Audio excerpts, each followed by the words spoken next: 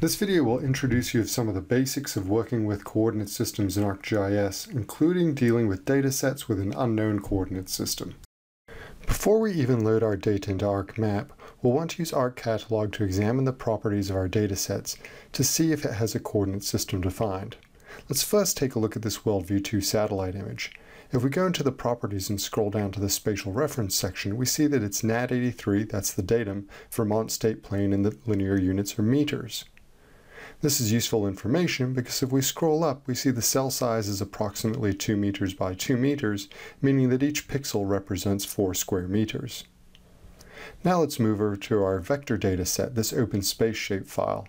If we go into the properties of that, we instantly recognize that there's a problem and that the coordinate system is unknown. So ArcGIS is going to have difficulty projecting this data to line up with other data sets.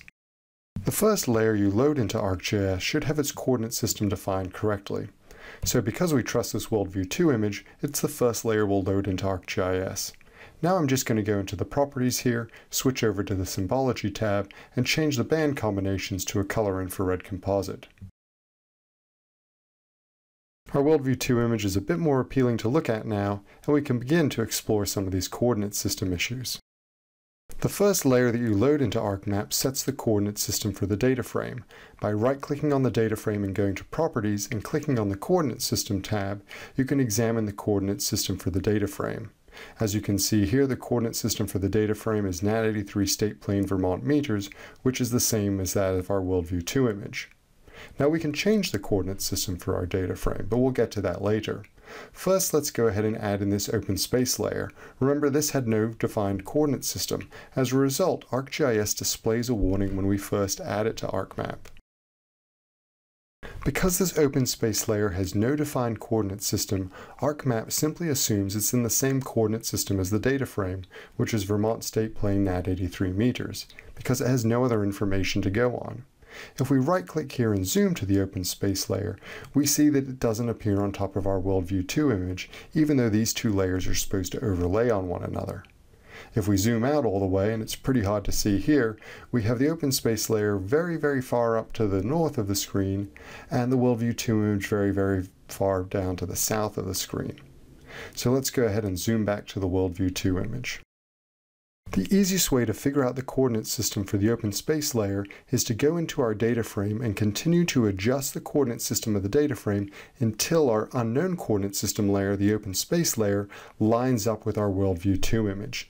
Now, of course, this requires a good deal of understanding of common coordinate systems, and in this case, I can make an educated guess that the open space layer is in NAD83 UTM Zone 18, which is the UTM zone for this particular area in Vermont. We can see that when I adjust the data frame to that coordinate system, the two layers overlay correctly.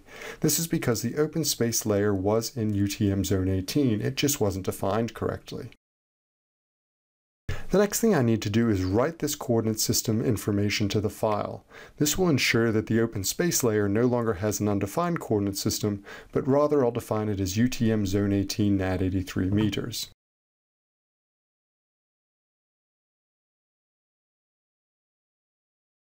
Now the Define Projection Geoprocessing tool is finished executing, let's go into the properties of our open space layer and click on the Source tab.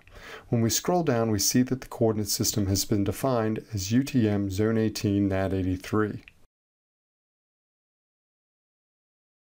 Because both of our layers now have defined coordinate systems, we can change the coordinate system of the data frame, and ArcGIS will automatically project on the fly any layers that do not share the same coordinate system as the data frame to that coordinate system. Understanding coordinate systems is fundamental to working with geographic data.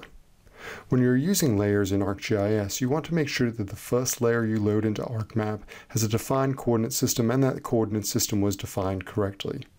If you don't know the coordinate system, you can use the techniques shown in this video to help you figure out what it is.